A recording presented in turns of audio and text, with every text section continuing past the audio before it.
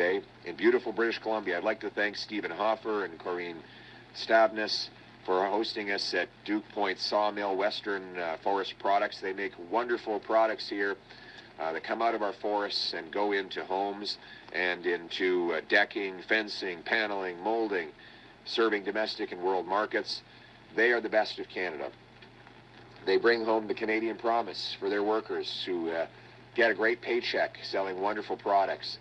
But unfortunately, after the lost Liberal decade, that promise is broken. Workers work longer and harder for less. Housing costs have doubled, so our youth can no longer afford a place to live. Liberal taxes punish work, and Liberal inflation has driven 2 million people every month to food banks. This was all before President Trump first threatened his tariffs against Canada.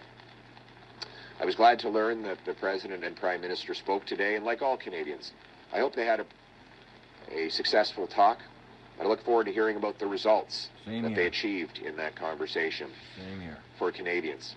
But regardless of what was said, what is now clear is that it was a mistake over the lost Liberal decade to weaken our economy and become more dependent on the Americans. Liberals blocked pipelines, LNG plants, port expansions, and other major projects because of a radical net zero ideology that has now made us more reliant on the Americans than ever before. We need to break that reliance.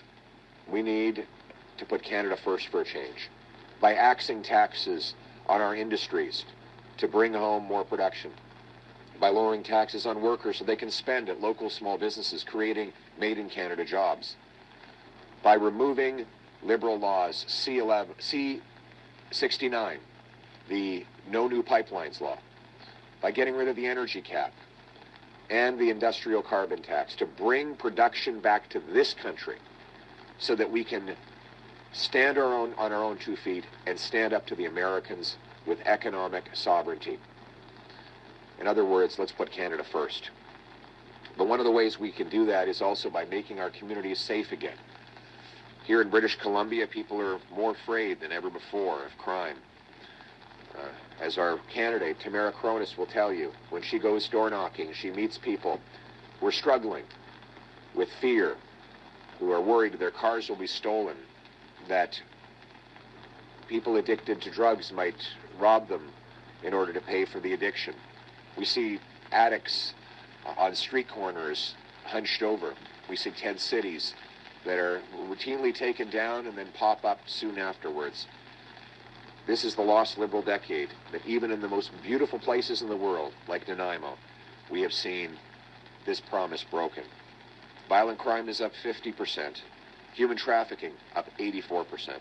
Calls to the National Human Trafficking Hotline up 238% in the last 6 years. The vast majority of victims of human trafficking are women and girls.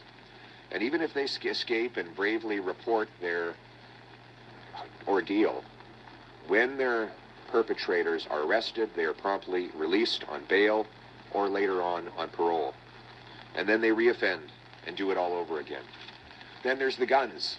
85% of guns used in crime come in through our borders mostly from the United States. Only 1% of our shipping containers are inspected. And the Liberals passed C-5, getting rid of mandatory jail time for gun criminals. So the offenders who bring in these arms illegally get to serve their sentence in the comfort of their living room. They passed C-75, which allows repeat rampant offenders to be released within hours of their latest arrest, meaning that in Vancouver, the same 40 offenders had to be arrested 6,000 times in a single year. Worst of all is the fentanyl. Opioids have killed 50,000 people during the lost Liberal decade of decriminalization and tax-funded supply. Just to put it in perspective, fentanyl is 100 times more powerful than heroin. 40 milligrams of fentanyl can kill 20 people. A mass trafficker of these drugs is a mass murderer. He's like firing a gun into a crowded room. He doesn't know maybe who he's going to hit, but he's definitely killing somebody. 2 criminals were recently caught here in this area, Nanaimo, at a, quote, safe injection site sanctioned by the federal government under the Controlled Drugs and Substances Act and often funded with your tax dollars. There, these offenders were caught at the site by officers. They were caught with 245 grams of suspected methamphetamines, 230 grams of suspected cocaine, 45 grams of fentanyl. Another investigation led officers to find 640 grams of meth, 280 grams of cocaine, and 190 of fentanyl. They also seized 3 illegal firearms. Sadly, these stories are now all too common after the Liberals weakened our laws and allowed drugs in our streets. And because Liberals have stacked these laws one on top of the other, the problem compounds. Electing the Carney Liberals will mean 4 more years of the same failed Liberal catch-and-release, soft-on-crime, hug-a-thug policies that got us into this mess. 4 more years of the Liberals after the lost decade will mean more crime, more chaos, more death, more destruction. It's no secret that the Liberal drug policy has been a disaster, but they're doubling down.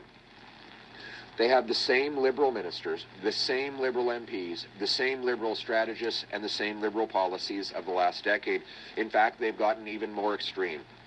Now, the Liberals have brought on Gregor Robertson, the radical former mayor of Vancouver, who's known for running dangerous experiments like drug liberalization and so-called safe supply that flooded the streets. A recent study showed that these policies increased opioid hospitalizations by 58%. And the Vancouver police say that 50% of all the hydromorphone they recover is actually tax-funded drugs distributed by our very own government.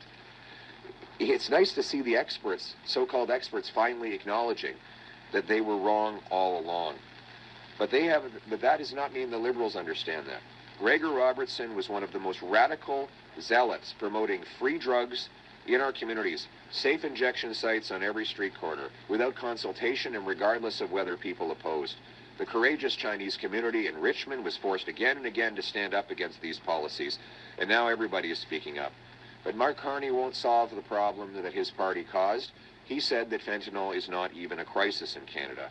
I don't know what world he lives on. How out of touch do you have to be to dismiss the idea of a fentanyl crisis? Or to bring on Gregor Robertson, the most radical pro-drug politician in Canadian history, as a new candidate and likely new minister in the forthcoming, if, God forbid, the Liberals were ever to be re-elected.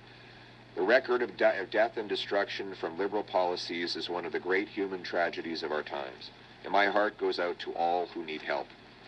But the good news is we can fix what they broke. We need a strong, new Conservative government that will stop the crime and put Canada first for a change. We will do that. We will do it with common sense policies that take the dangerous offenders off the street. 1, we will repeal C5 and end house arrest for the most serious offenders. We will also ensure that we reinstate mandatory prison sentences for serious gun, drug, and human trafficking crimes. We will repeal the Liberal catch and release bail law, C-75. And we will also stand up against the Liberal policy of putting serious mass murderers in medium penitentiaries by getting rid of Liberal law C-83. And that's why I am announcing today that a new Conservative government will put Canadians first for a change, and we will ensure the monsters who kill our people and endanger our communities go to jail for life. A new Conservative government will impose life sentences for the most serious cases of fentanyl distribution, gun smuggling, and human trafficking. First, if a criminal is convicted of 5 or more counts of human trafficking, they will get life sentences. Second, anyone convicted of 5 or more cases of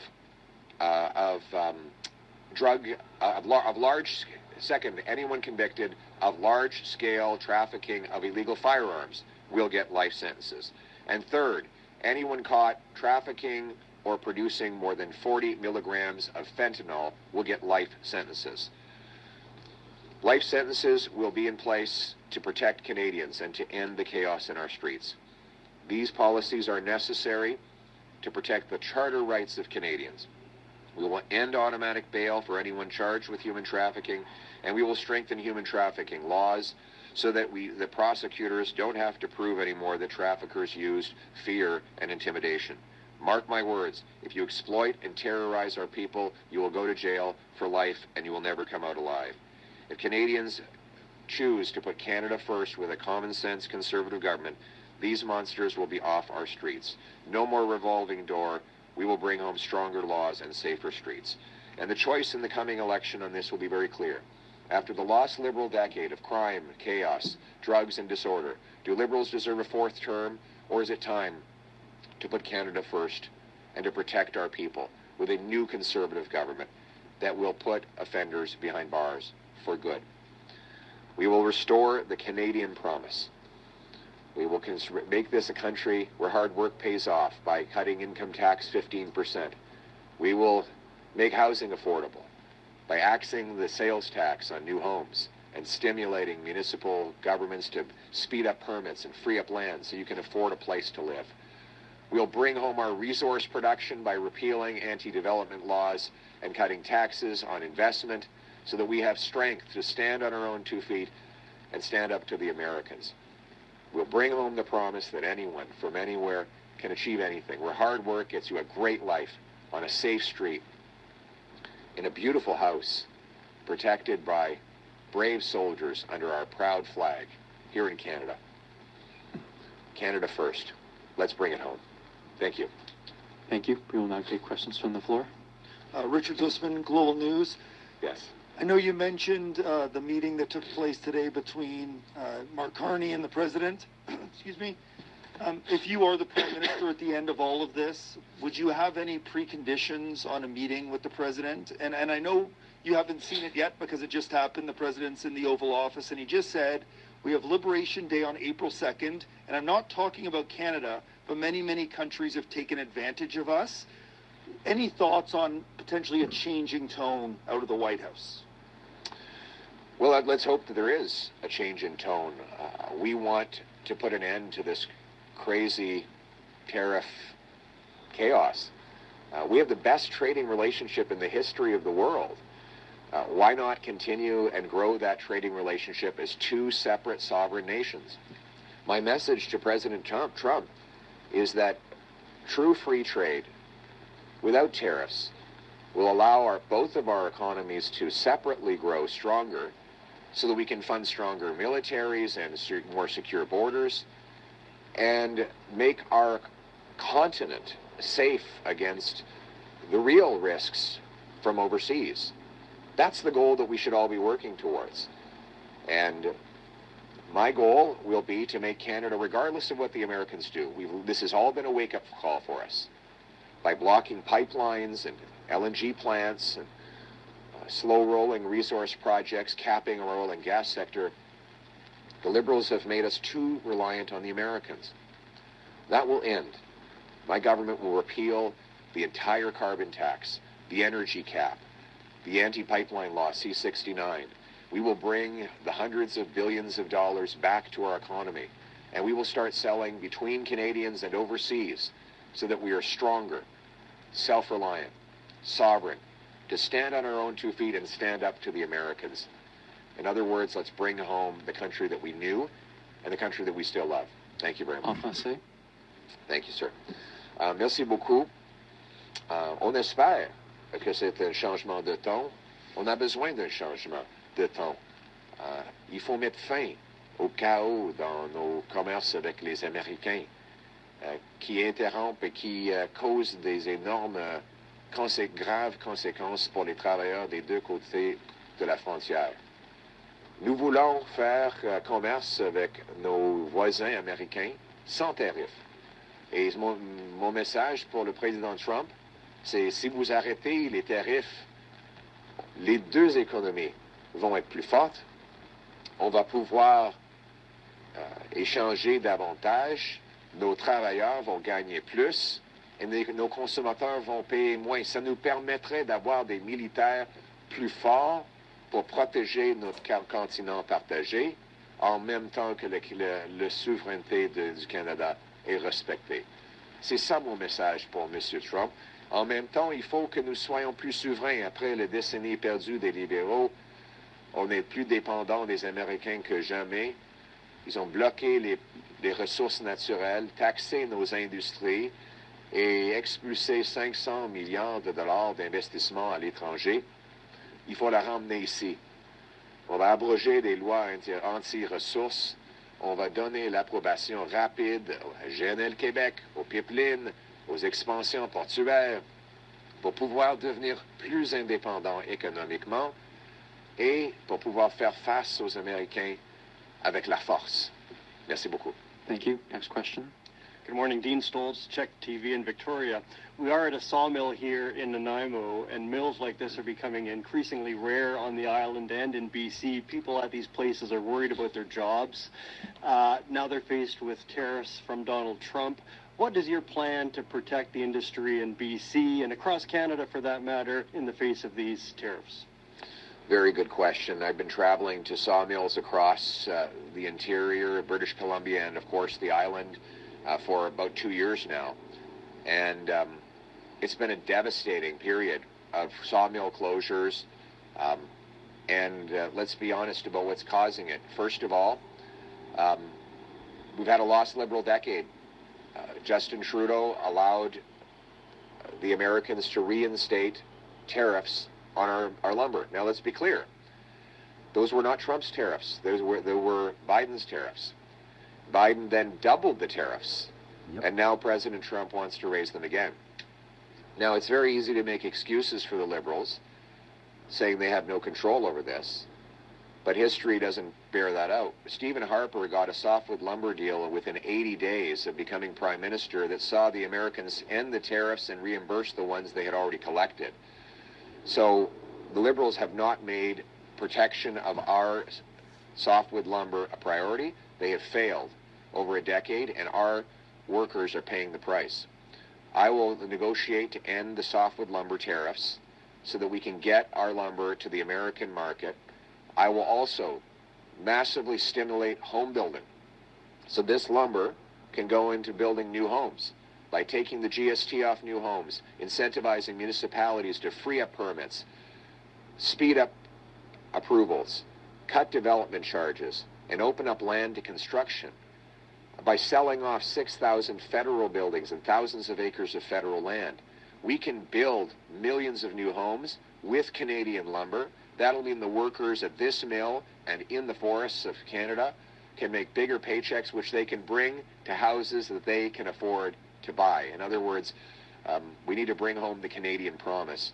And the choice in the next election is, after the lost Liberal decade of losing jobs and wealth to the South, of higher taxes and crime, do they deserve a fourth term, or is it time to put Canada first with a new Conservative government that will bring our jobs home to Canadians? En français. Merci beaucoup. Après la décennie libérale, le secteur forestier est en peine à travers le Canada. Des politiques environnementales radicales ont tué des emplois. Le décret radical de Stephen Guilbeault menacé sur les travailleurs au Québec font mal. Et les tarifs américains imposés par le président Biden fait aussi mal. Quand M. Harper était au pouvoir, il a réussi à obtenir une entente avec les Américains pour mettre fin aux tarifs dans 80 jours. Et tous les tarifs déjà récoltés étaient remboursés. Mais après 10 ans des libéraux, les tarifs sont non pas seulement en place, ils sont doublés. Moi, je vais me battre pour les travailleurs dans le secteur forestier. On va renverser le décret forestier. On va enlever les taxes sur l'industrie.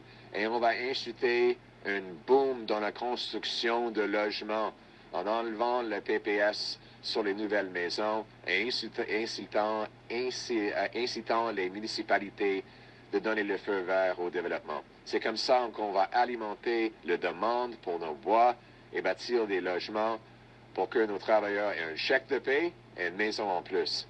C'est ça la promesse du Canada. Thank you. Next question. Good morning, Alex Ronsley from Nanaimo News Now, Patterson Media. This is a riding that the Conservatives lost by less than 2 points back in 2021.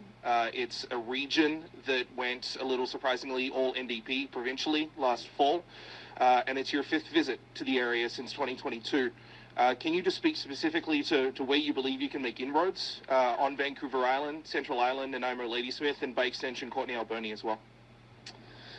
Yes, well, look, I think the NDP has failed these communities. They sold out the residents and signed on to a coalition, a costly coalition with the NDP, with the Liberals.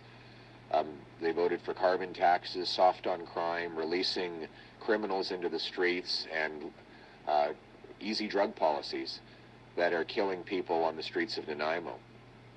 But the good news is that British Columbians can choose another way. We've got a great candidate in Tamara Cronus. We're going to, she's going to be a great member of Parliament, and she is going to join with me to bring home the promise of Canada. We will put Canada first for a change by axing taxes, locking up criminals, banning drugs, bringing home our paychecks in production with resource projects. That's how we're going to win the confidence of the great hard-working people of Vancouver Island and all of Canada. Thank you. Next question. Prochaine question. Bonjour, Monsieur Poilievre. Bonjour. Ça va bien? Ça va bien, vous? Très bien. Excellent. Il fait froid le long de l'eau, mais j'espère Pas que grave, c'est pas on va pas grave. vous garder trop longtemps. C'est pas grave. On va survivre. Quand Justin Trudeau était premier ministre du Canada, M. Oui. Trump l'appelait le gouverneur du 51e État. Aujourd'hui, M. Trump a parlé à Mark Carney et il l'a appelé le premier ministre du Canada. Le ton semble changer. Et il a dit aussi, j'espère vous rencontrer après la prochaine élection, M. Carney. Sous-entendu, une victoire libérale. Est-ce que M. Trump est en train de s'ingérer dans l'élection alors qu'il reste encore une trentaine de jours? Évidemment, M. Trump veut que les libéraux gagnent. Il veut un gouvernement faible au Canada. La décennie perdue des libéraux a permis des Américains de nous enlever 500 milliards de dollars d'investissement. Des politiques libérales expulsent nos emplois en ressources naturelles vers les États-Unis et nous rendent plus dépendants sur les Américains. Donc, ça ne m'étonne pas que M. Trump veut garder des libéraux au pouvoir. Mais les Canadiens peuvent choisir quelqu'un qui va mettre le Canada d'abord. Oui, en coupant les taxes et les impôts pour nos entreprises et ramener les investissements ici au Canada. En enlevant les lois anti-développement, en approuvant des pipelines, des usines de GNL, des expansions portuaires, et j'en passe, afin de renforcer notre forteresse économique. C'est comme ça qu'on va pouvoir non seulement faire des ententes avec les Américains et les autres pays, mais aussi être vraiment souverain, économiquement et énergétiquement. Les Canadiens, et non pas le président des États-Unis, vont décider qui sera leur gouvernement. C'est ça la démocratie.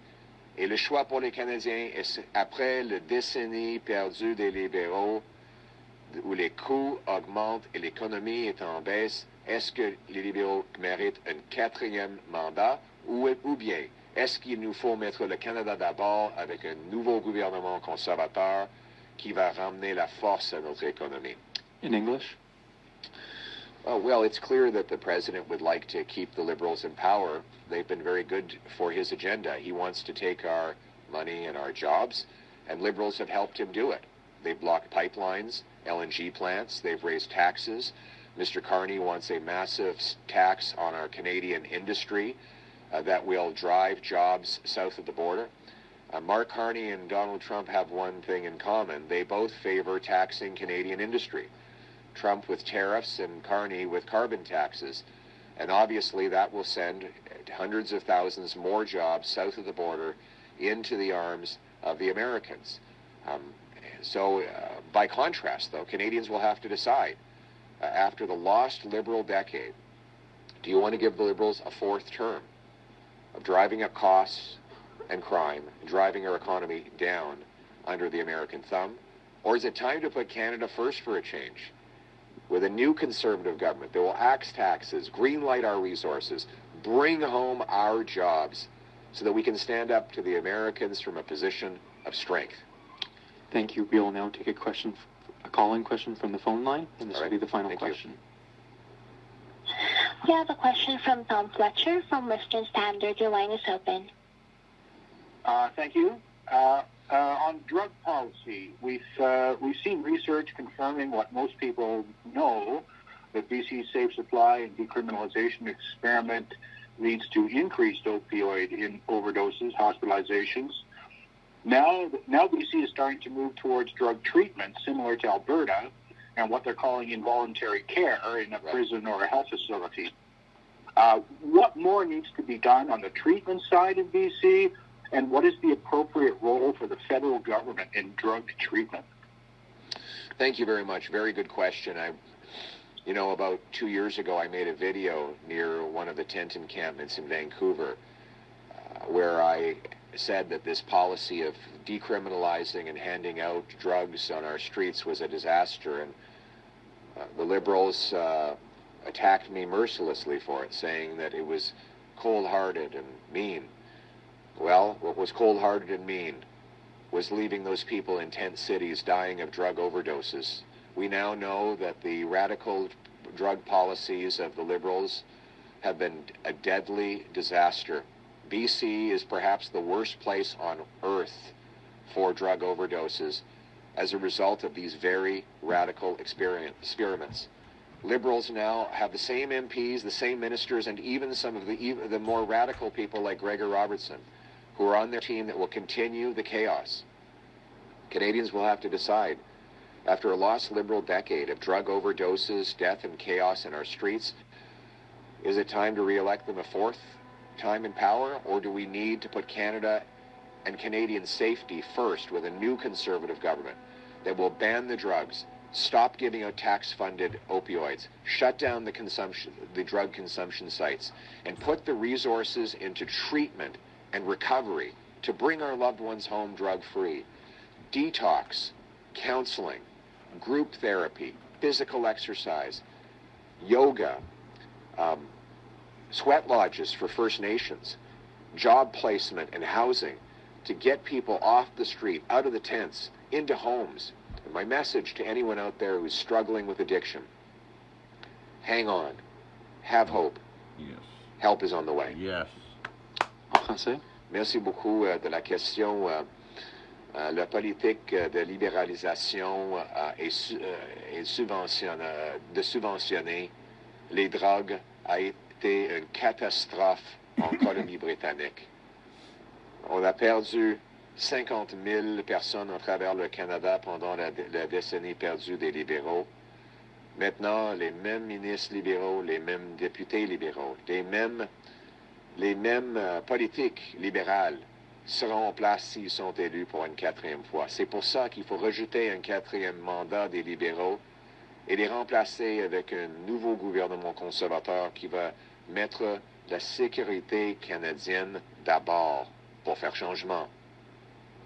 Moi, je supporte, premièrement, il faut mettre les trafiquants de fentanyl en prison à vie. Deuxièmement, il faut éliminer toutes les subventions pour les opioïdes.